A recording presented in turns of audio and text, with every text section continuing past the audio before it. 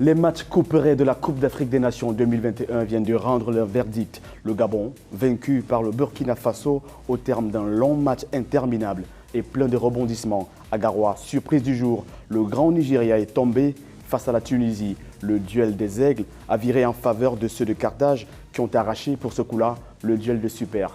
Bienvenue sur Africa 24 Football Club.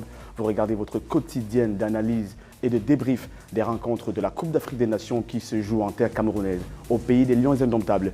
Nous avons un dans ce studio, Jean-Claude Pagal. Bonsoir et bienvenue. Bonsoir, merci d'être encore sur Africa 24 Football Club. Il y a des surprises très étonnantes. Siffrine Tonnet, bienvenue sur ce plateau, content de vous avoir. Bonsoir Robert, merci une fois de plus d'être parmi vous et pour le bien des téléspectateurs d'Africa 24 Football Club. 9 tirs exécutés de chaque côté entre le Gabon et le Burkina Faso. Liot Paulin manque le 9e. Et puis, côté Burkina Faso, Ismaïla Ouedraogo envoie les étalons en quart de finale. Quel match, Siffrine? Oui, c'est un très beau match. Je pense que tous les amoureux et les amateurs du football se sont délectés devant cette affiche. Moi, j'ai un gros faible pour le Gabon, déjà pas la proximité avec le Cameroun, mais au vu de ce qu'ils ont montré ce soir, malgré qu'ils soient à 10 contre 11, ils n'ont pas abdiqué, au contraire. Ils ont donné tout ce qu'ils avaient ici. C'est justement des choses, autant d'abnégations qu'il faut remontrer ou bien voir redéfinir dans les centres et les écoles de football. Jean-Claude Pagal, des minutes plus tôt, à la 28e, un magnifique but de Bertrand Traoré qui enfin trouve les filets.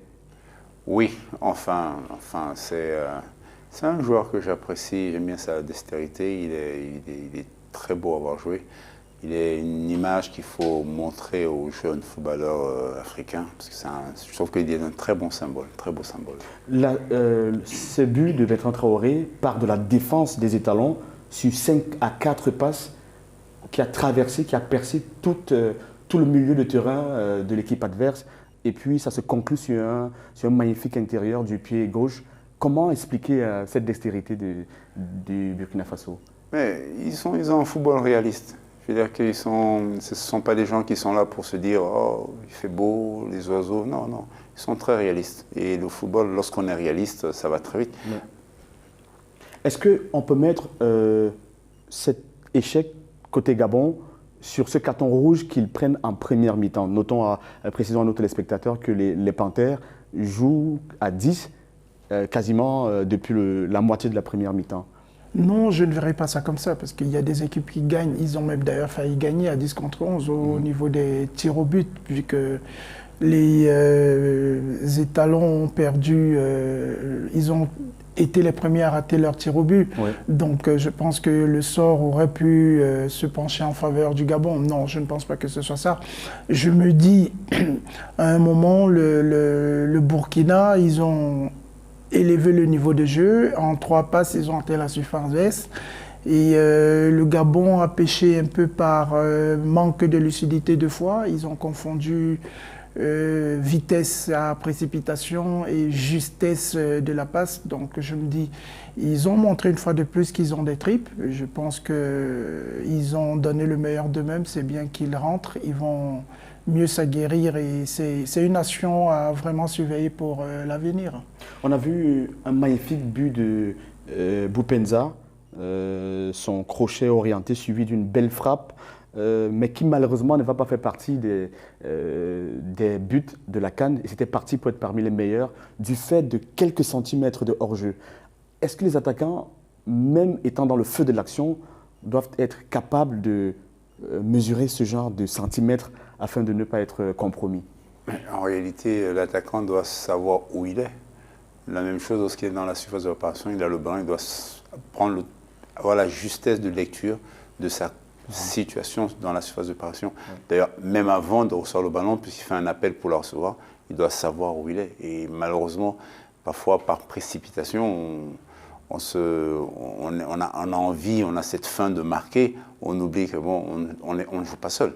C'est quand même 11 joueurs contre 11 sur un terrain. Donc il y a des règles, il faut savoir les respecter et pouvoir les anticiper un peu à temps.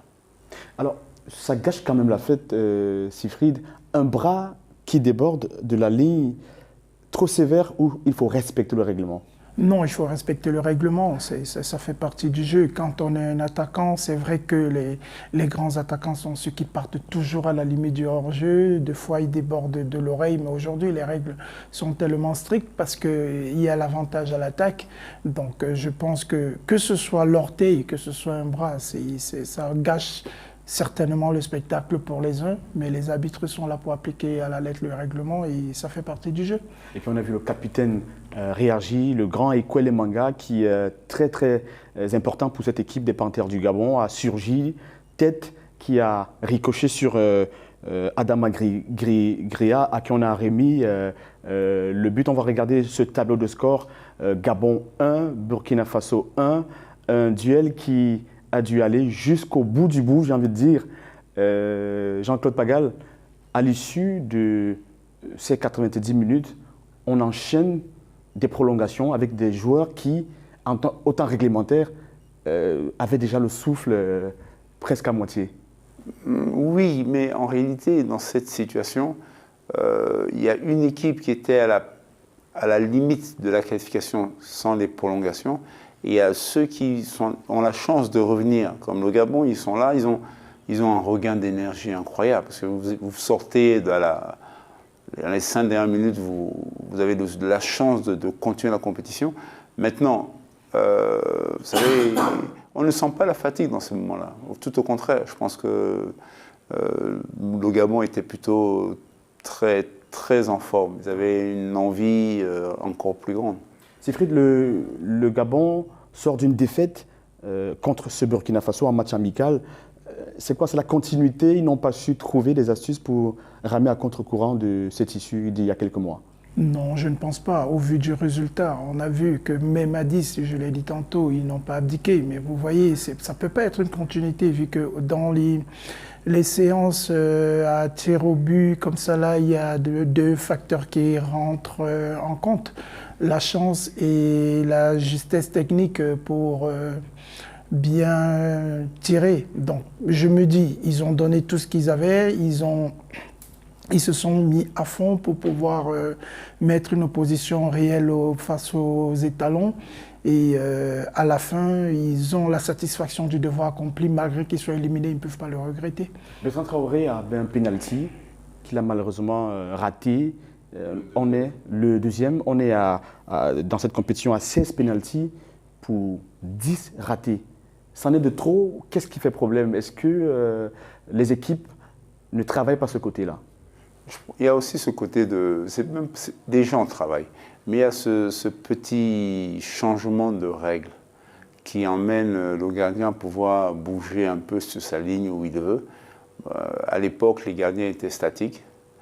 Ils ne bougeaient pas, ils attendaient le déclenchement de la frappe pour pouvoir s'interposer. Là, heureusement ou malheureusement pour les uns et les autres, il y a cette mobilité du gardien qui peut ennuyer, qui peut surprendre les uns et les autres. Bien, le jeu a évolué dans une certaine situation, mais nous on a Aboubacar Vincent, bon, je ne veux pas lui emmener la poisse sur le corps, je pense simplement qu'il a cette maîtrise de contrôler la situation par rapport aux autres. Sifrid, on va évoquer le gardien du Gabon, l'homme du match, Amonomé. Il était imparable. Notons que le Burkina Faso a multiplié une dizaine d'occasions et à chaque fois, ce gardien semblait être au bon endroit. S'il ne claquait pas des balles, très inspiré, c'était un facteur très important pour cette équipe du Gabon. Oui, je pense que le Gabon a joué avec toutes ses forces et le dernier rempart a été vraiment un soulagement pour toute l'équipe, surtout quand ils se sont retrouvés à 10. Ça remet la défense en confiance quand vous savez que derrière le gardien fait des prouesses comme ce que le gardien du Gabonais a fait, d'où la valeur d'être l'homme du match. Je suis très content et fier pour lui parce que depuis le début du tournoi, il montre vraiment des merveilles, des bonnes choses. Alors regardez ce tableau de combinaison des huitièmes de finale à travers les stades du Cameroun à l'occasion de cette 33e Coupe d'Afrique des Nations. Nous avons Guinée, Gambie, Cameroun, Comores, Côte d'Ivoire, Égypte, Maroc, Malawi et puis le Burkina qui s'est défait du Gabon, le Gabon qui rentre à la maison. Et puis la surprise du chef, dont on va parler dans quelques instants, Nigeria-Tunisie. Un Nigeria contre toute attente qui a perdu le match. Grosse surprise, on aura Sénégal-Cap-Vert, un duel, un derby de voisins. Et puis on va enchaîner avec Mali-Guinée équatoriale. De grosses affiches, Pagal, intéressantes. Oui, bien sûr. Enfin, on va dire que la CAN a réellement commencé. C'était une mise en chauffe. Le premier tour, c'est 24 nations. Donc, on récupère un peu les moins forts, entre guillemets. Mais bon, ils étaient là. Maintenant, la compétition a vraiment commencé. Parce que là, le coup près, c'est un but sort. Donc là, maintenant, la compétition a commencé. Et elle va être très belle. Il y a eu trop de cartons dans ce match Gabon-Burkina Faso. Le Burkina Faso s'en sort avec 9 cartons. C'est pas trop pour une équipe qui espère jouer 7 matchs, c'est-à-dire atteindre les finales.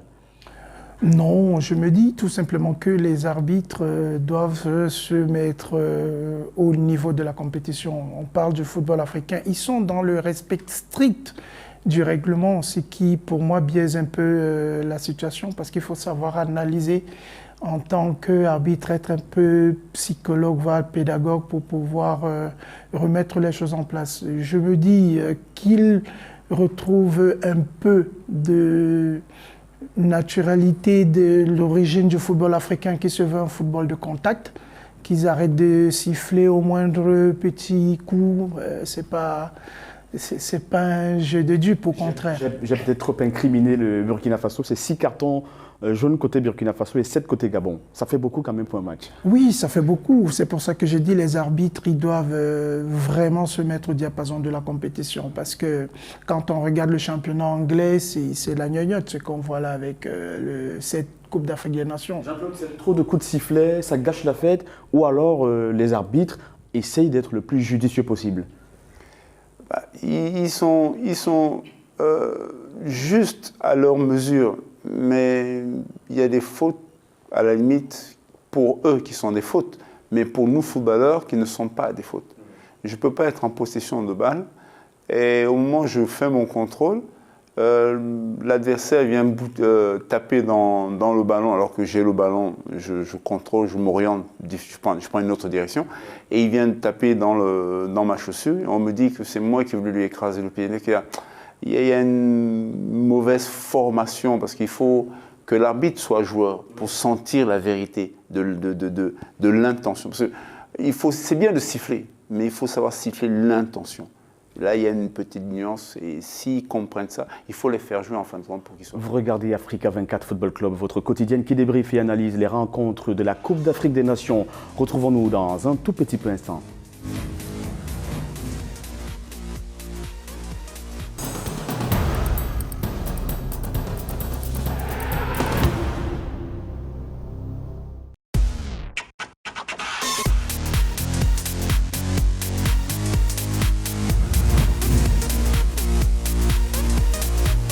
La surprise du jour est venue du côté de Garoua. Les Aigles, les Super Eagles, tout à côté de la maison, sont tombés face à la Tunisie. Une Tunisie très déterminée et qui ne s'est pas laissée démonter par les Super Eagles qui ont enchaîné 9 points sur 9 en phase de poule. Bienvenue sur Africa 24 Football Club, votre quotidienne qui débriefe et analyse les compétitions, les matchs, les différentes rencontres de cette Coupe d'Afrique des Nations 2021.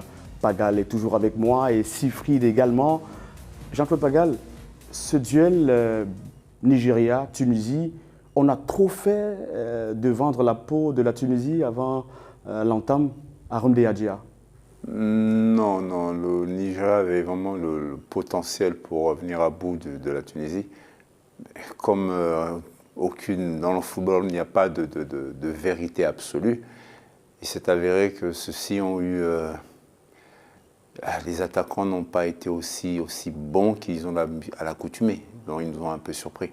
Malheureusement pour le Nigeria, mais les Tunisiens, ils ont fait leur travail et puis très professionnel. C'est-à-dire qu'il n'y avait pas de déchets, pratiquement pas de déchets. L'opportunité arrive, on contre et puis voilà, 1-0, on ferme la boutique, c'est fini. Sifrid, qu'est-ce qui se cache derrière cette performance de la Tunisie ?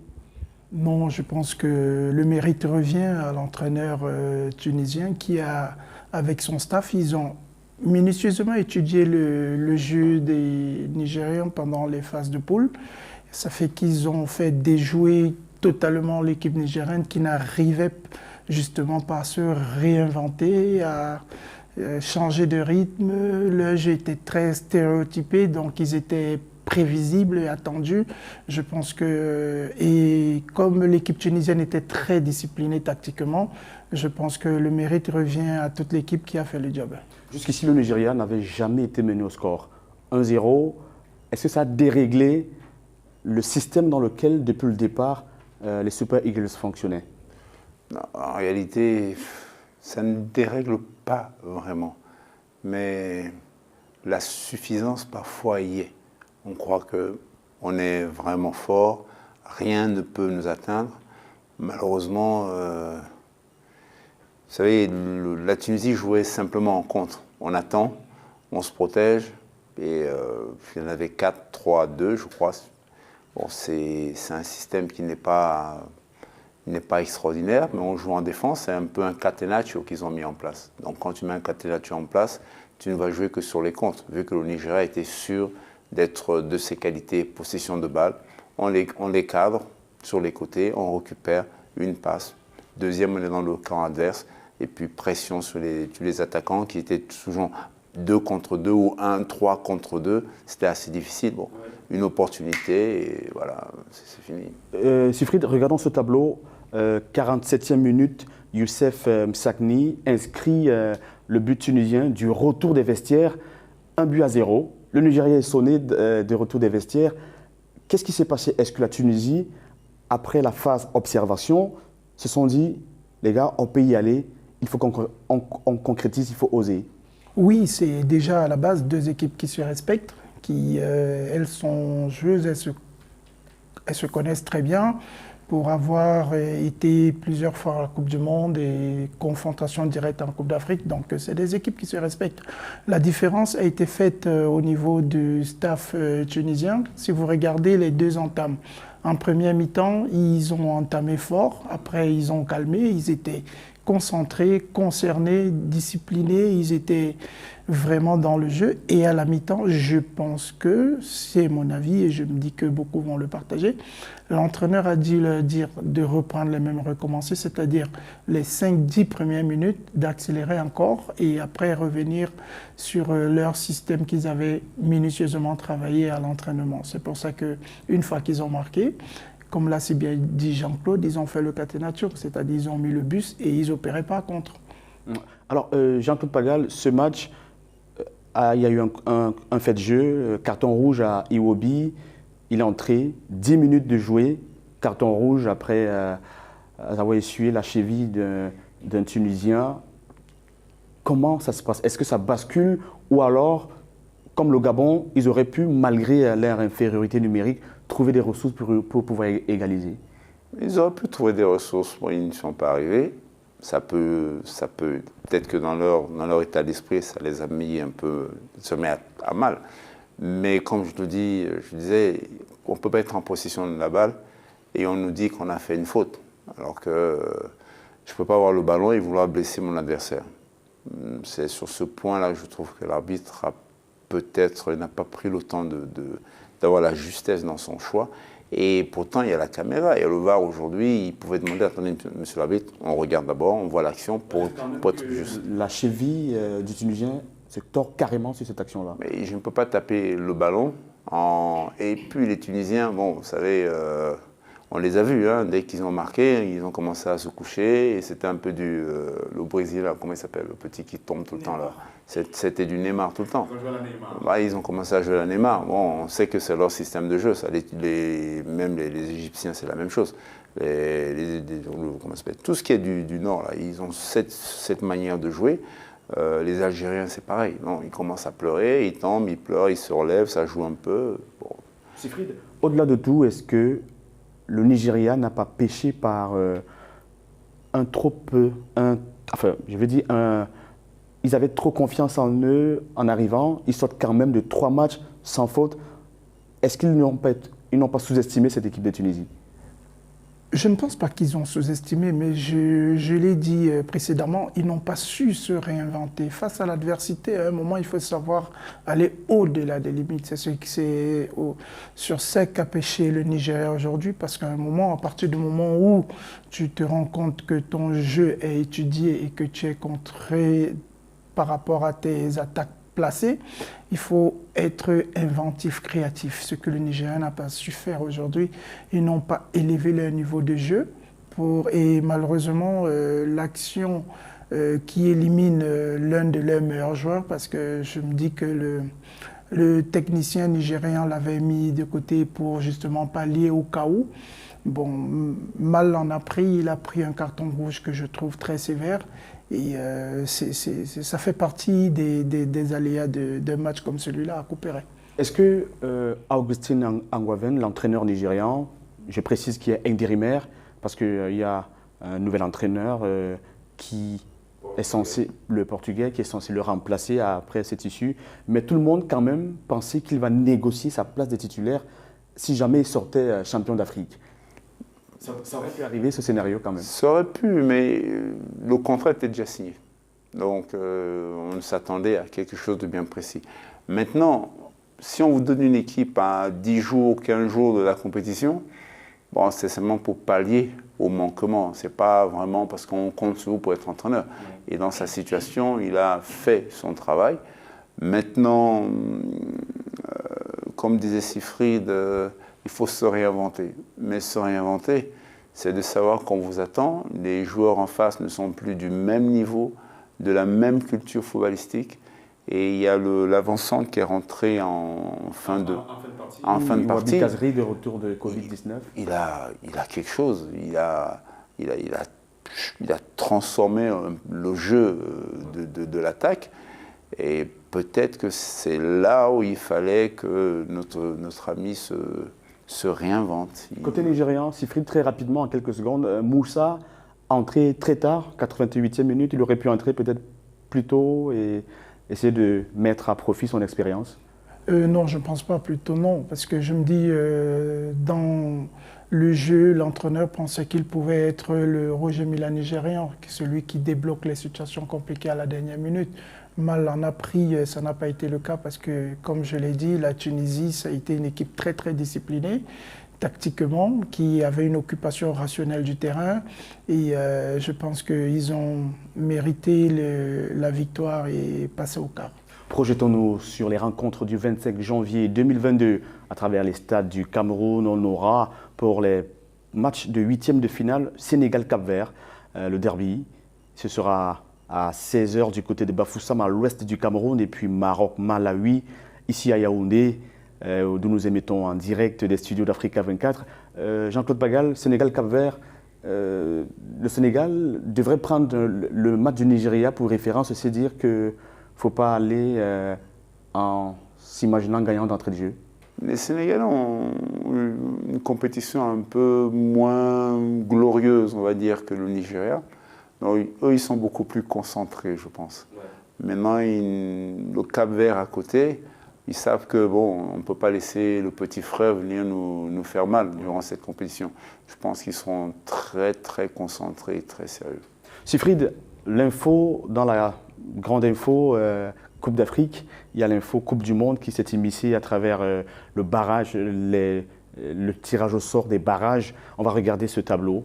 Et puis le Nigeria pourra se consoler ici face au Ghana. Donc c'est son prochain chantier. Le Nigeria qui est sorti de grosses affiches. Regardons Égypte, Sénégal, Cameroun, Algérie, Maroc, République démocratique du Congo, Mali, Tunisie. Je vous laisse commenter. Moi, je pense que toutes ces équipes qui ont le mérite d'être là, parce qu'on parle de la Coupe du Monde, il y a des habitués des compétitions telles de l'envergure de la Coupe du Monde, telles que le Cameroun, bien évidemment, le Ghana, le Nigeria, l'Algérie. C'est de très belles affiches en perspective. Et je me dis vivement que ça vienne vite, comme ça, après la Super CAN que ces pays feront, certainement, il y aura très vite de l'enjeu. L'enjeu Cameroun-Algérie, Jean-Claude Pagal, comment entrevoyez-vous cette affiche? Elle est grosse. Le Cameroun reçoit un match aller. Elle est grosse. Ça va être un match, un très bon match. Et je crois que l'entraîneur a vu comment il faut jouer l'Algérie. Je crois qu'il n'y a pas... C'est une Algérie revancharde qu'on va retrouver sur les terrains. Certainement, certainement, mais je pense que le Cameroun le sera 2 fois plus. Vous partagez cet avis, Sifrid? On imagine un Cameroun sorti champion d'Afrique face à un champion d'Afrique sortant, sorti au premier tour. Ce sera donc un duel des extrêmes. Je partage largement, et c'est un duel des extrêmes, oui, aussi. Il faut savoir que le Cameroun ne loupe jamais les grands rendez-vous. On sait que chaque fois, élimination directe, quand il faut que le Cameroun se qualifie pour une Coupe du Monde, nous avons toujours donné le meilleur de nous-mêmes. Bon, on a le malheureux, je dirais, souvenir de 2006, mais je suis sûr que les Lions apprennent de leurs erreurs et ils rugissent toujours dans la forêt. Jean-Claude Pagal, évoquons le duel ouest-africain Ghana-Nigeria. Ces 2 équipes qui vont se racheter. Je précise que le Ghana est sorti au premier tour et puis on a le Nigeria qui vient de décevoir les fans de foot. C'est de la mort dans l'âme pour les 2 équipes.